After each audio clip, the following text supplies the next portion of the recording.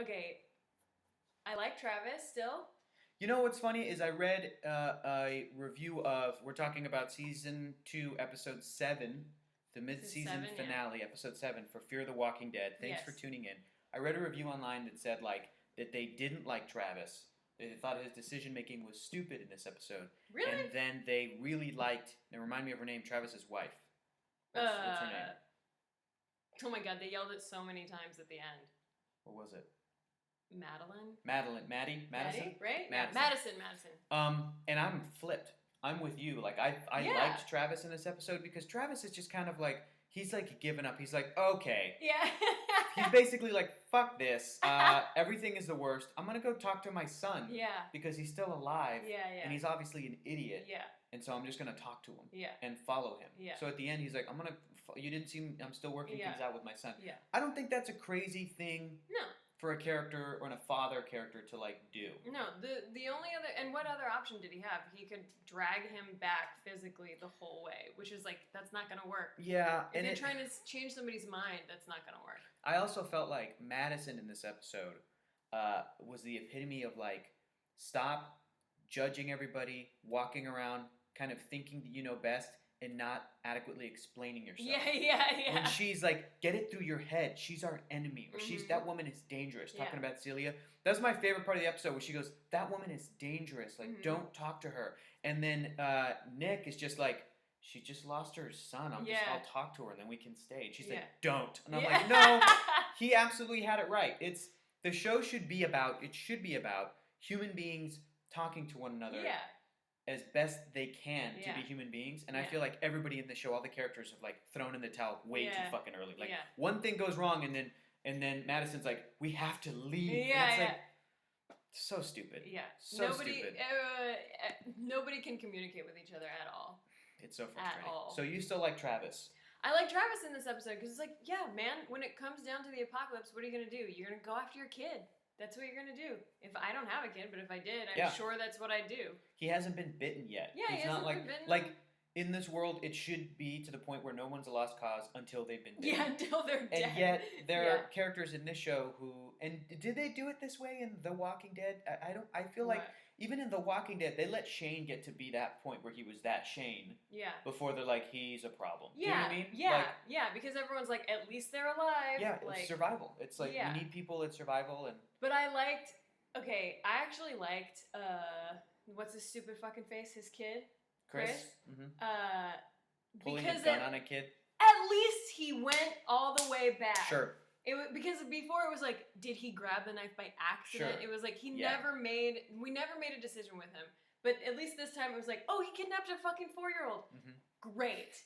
Great. He's pointing a gun at people. He's bad. Like, we made a choice. We made a decision, At least we made a choice. I really didn't like, and it's another thing I read online and I agree with it, I did not like what they did with the character Daniel Salazar, with his character. Oh, really? Because in the beginning, I was very intrigued with the dream that he had, like his like unexplored, childhood and background and upbringing, that I'm like, that could work its way into the show. But if you have Chris going crazy, if you have, Nick has gone crazy before, Strand went crazy and killed his boyfriend. Yeah. And then you have... Except he's very sane. Yeah, but it's... Whatever, that's fine. And then you have Daniel just going crazy when I feel like up to this point, again, in the show, he's a character that's been pretty well put together. Yeah, he's been the most... He's been the most... Level-headed. And for him to all of a sudden be freaking out because he maybe had to kill a zombie kid, again, he was talking, about his deceased wife, and he saw her, and she was in the show, and I'm like, I feel like this guy would have his stuff more together than if this. He's been killing people since that flashback. He's fine. He's fine in this environment. Yeah, I didn't like that they made him go crazy. Right. I liked that they made him make a bunch of decisions. True. Because that's how he is. It's like, he would get out and set everything on fire. But then he also killed himself in that process. I don't like that he killed himself. Right. That was... Again, I want him to... I feel like they can use his story to inform his decisions, but still have him be level-headed. Just have him be Saeed. He grapples with his difficult past, but he is a badass still. And gets stuff done. And when she was like, you're dying anyway. And it was like, does he... I thought they were trying to do this thing of he has some kind of cancer or like where he knows that he's sick and he's dying, but like didn't hit it hard enough, show. Yeah, and there's no reason up until now that he would kill himself, especially because he has been fighting to like keep his daughter safe this whole time. So it's like, why would you kill yourself? And then let's move on to Celia, the woman whose son was like chaperoned in as a zombie. Yeah. And I'm like, this is the stupidest. We called that. Yep. Yeah, we did. Nick did the right thing, I guess. But like this woman, I feel like we've talked about it before, is just too evil too quickly. Yeah. She's so unbelievable. Yeah. Like the only thing that I was like, whatever, fine. Again, the standards of this show are like down here, so I'm like, at least she's right here. Which is that she's consistent. Yeah. Like, she's consistent the whole time. That's she's true. like, they're not dead, they're still alive, That's or like, true. this is the second coming. I'm like, yeah, okay. That's what you've been saying. Sure. That's fine. Yeah. Oh boy. I have a thing, and I'm glad that you are, I'm always glad that you're Mexican, but I have a thing that I feel like you can maybe relate to, and if not, let me know. But anytime there's a Mexican-centric anything, or a Latino-centric anything, and Spanish-centric anything, I'm like, please be good. Please be better. Yeah, then you have to be, because the second it's bad, people will criticize it. People are going to be like, this is how all Mexicans are. And like, see, people are interested in these types of stories. You can tell because that show sucks. And it's like, even if there were terrible episodes of The Walking Dead, even if there are terrible movies that come out and bomb. People don't go, see, all white people shows are bad. Yep, no one ever has the thought of like, I guess people aren't interested in straight white males. Guess that story is done. Like, so the fact that Fear the Walking Dead took this turn into Mexico and had all these characters that were like, you know, from Latin countries, and I thought was really great. Yeah, I was like, get them all paid. It's some new flavors. Get them all paid. Write some checks. All those extras, like all the just the people on the fucking farm. I wanted to meet because I'm like, maybe they're more interesting. Maybe they're more interesting than these characters. They're 100% more interesting. Because they're just like working on a goddamn farm, and then the fucking apocalypse happens, and then the woman is like, no, they're still alive, and they're like, whatever, we're just gonna keep like. Who are they? Yeah. Let's kill off in next episode. Let's kill off everybody. Yeah. And let's just like turn the camera to a new family, a Mexican family that are like, mira estos ahí están locos. Mira, hey, we're gonna do our thing, and maybe we should leave, and then follow them, and then see what happens. But like, anytime it's something that's like of lower quality, though, I don't think the writing is good. Basically, for me, it boils down to the writing for the show. Yeah. Sometimes it's directed very well. Yeah. Sometimes it's edited fine. Sure. The gore and the zombies and stuff, like, cool. There's obviously budget reasons. There's budget limitations in the show. But the writing of it and the characters' motivations, I just feel like, man, there's another thing that is not good. Yeah. As the original thing, which stars mostly white characters, and this one has a lot of Latino characters. Even though the other one shouldn't, because it's in Georgia and they should be all black. But yep. But so I'm bummed. Yeah, let's follow the new family that they found. The guy that Chris kidnaps his kid. That son and it's just like a dude in a cabin. It's just like they're out who doesn't speak English. Here's the other thing. When the original zombie fiction came out, Night of the Living Dead, George Romero's Night of the Living Dead, it was a commentary on race relations in the country at the time. Because it came out in like the 60s, maybe the 50s. It came out it was early. It was early. So that's what that story was doing on top of being like, aren't zombies terrifying? Yeah.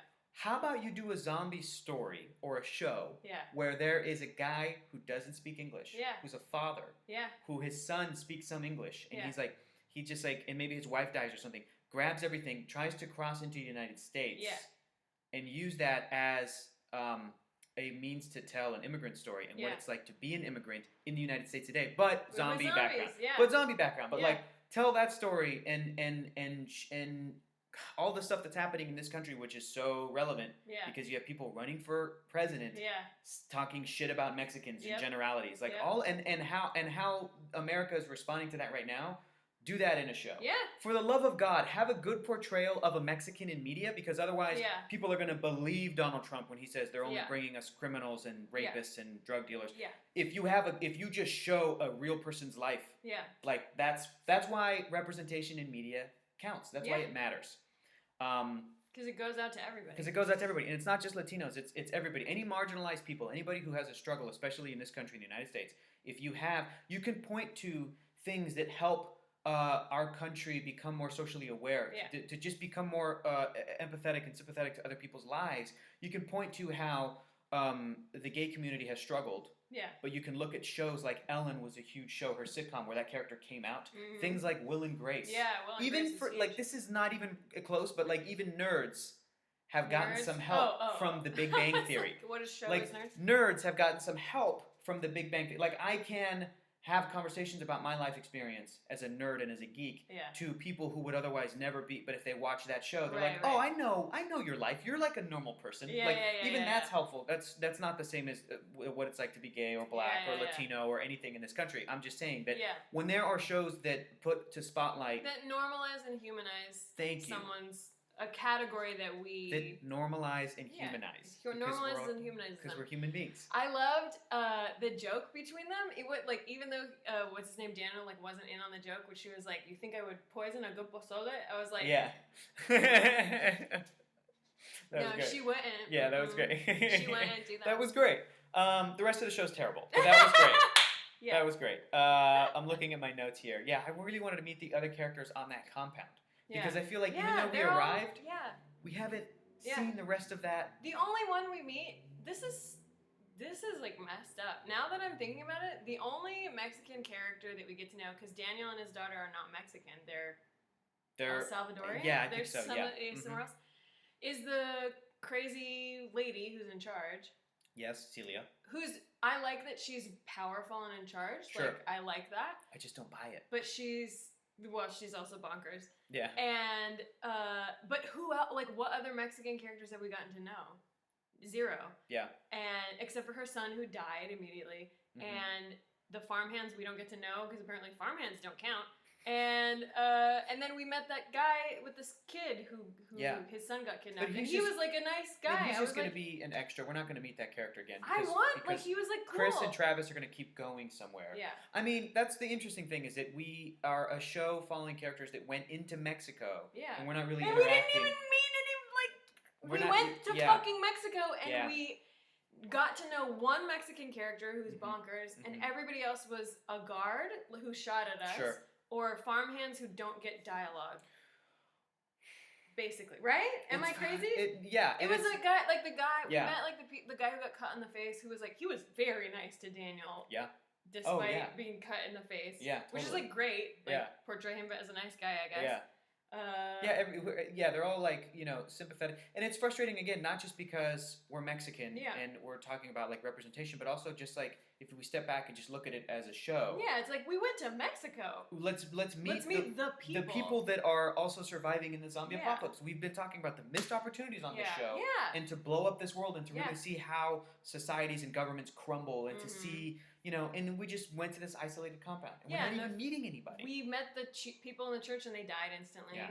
So the only woman we got to know is a person who killed an entire community of churchgoers. That was the first thing she did. We would meet castaways like extras, and they would have better character development on the show Lost. In like one episode with like a few lines, we'd be like, we know everything about that guy, that's cool. And then even if they would kill them later, like it would still a little bit more of a, I wonder if they're lumping in, like, because Daniel and his daughter are Latino. Sure. So if they're like, oh, we have Latino characters. That counts. Sure, but like as specifically a Mexican American, it's like no. Yeah. We're not all the same. Sure. Like we went to Mexico. You can't just have this one woman represent all We didn't go to Mexican. El Salvador. I know. Yeah, we didn't go to El Salvador. We went to fucking Mexico. Like, tell us anything about these people. That's important, but like from the show level, from the basic show level, we went to a new location and have met no new characters. Right. Because the show just feels so isolated. Yeah. It feels isolated from the larger Walking Dead world. It feels isolated because of budget reasons. Yeah, so is it that they have to pay all those extras to like speak a bunch?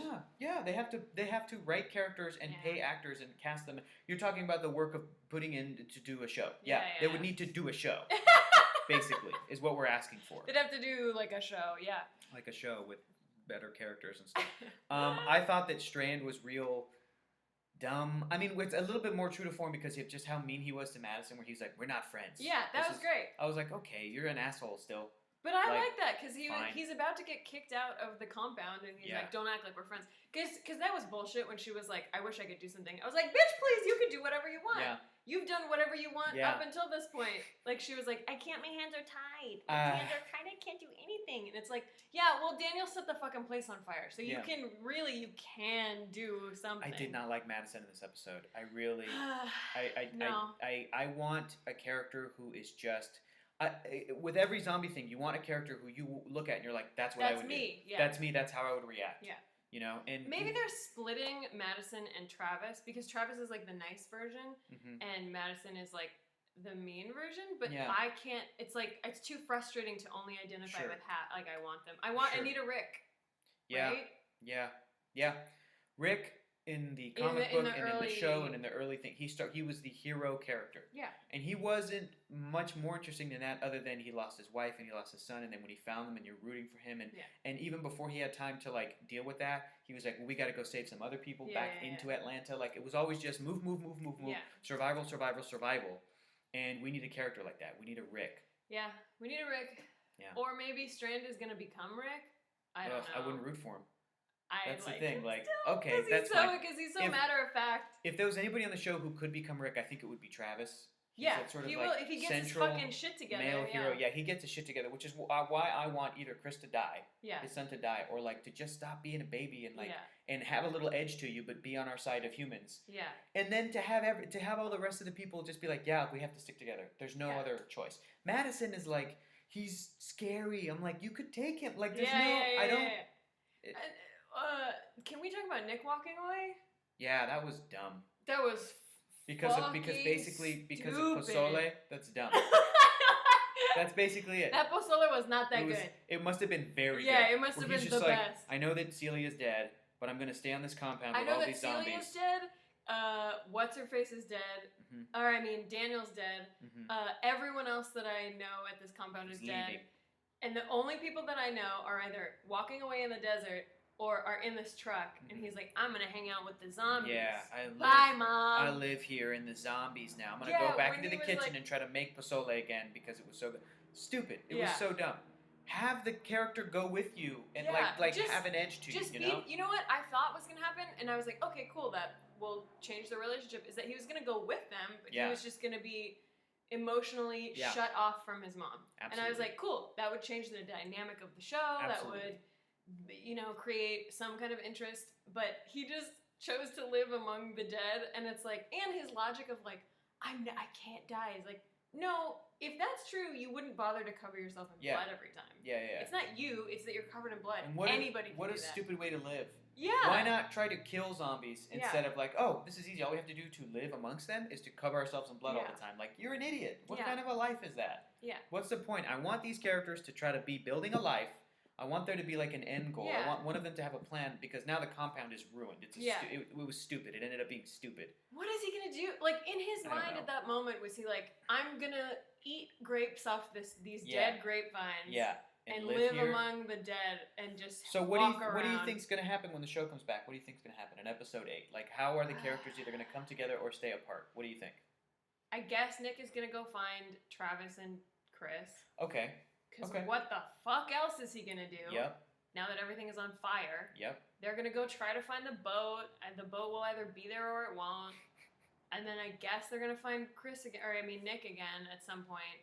But Celia is coming back because she's not dead because they didn't show her die. So what? She killed all those zombies in there with her bare hands? No, I think she fucking left. I think she had some out. Oh, out of the cage. Because remember they had that long, too long of a shot of them, of all the zombies walking forward, and she was not there. So and she wasn't afraid when what's her face locked her in. True. Which I liked that decision though. I was like, bye. Yeah. So she went through the back and crawled through the cellar and got out and whatever. I don't want Celia to come back. I don't think she's an interesting enough villain. No, but that's what's gonna happen. Or rather. That's awful. Anyway, our neighbors are coming home. Neighbors in the background of the video. That's great. Well, we should probably wrap up. Yeah, we're good. Guys, thanks for watching our review recap of episode 7. Yep. Which was called Shiva. Yeah, I don't know. From Fear the Walking Dead season 2. Thanks for sticking with it, guys. Yeah, we'll keep watching. Real troopers. Real troopers, and we'll see you guys back when the show comes back. Yep. We're in it to win. Tell us favorite character. Just give us your favorite character help below. us, yeah. My favorite character, probably Travis, even though I'm like, what happened to his foot? Yeah. It was so stupid. He was just running around in the desert with socks. That's what happened. Oh. He ran after his son in socks. Yeah. Dummy. Always have your shoes on, I guess. No, I don't know. Actually, that was great when in that dream when Daniel was like, "Put your shoes on." I was like, "Yeah." Number 1 apocalypse rule is put your shoes on. Put your shoes on. Who's your favorite character? This episode, the dad of the 4-year-old that we barely got. Who was just like, please leave. Please leave. He's like, I speak English. Just get the fuck out of here. Just get out of here, man. Come on. Be cool. Yeah, that was great. All right, those are our favorite characters. We'll see you guys next time. Bye.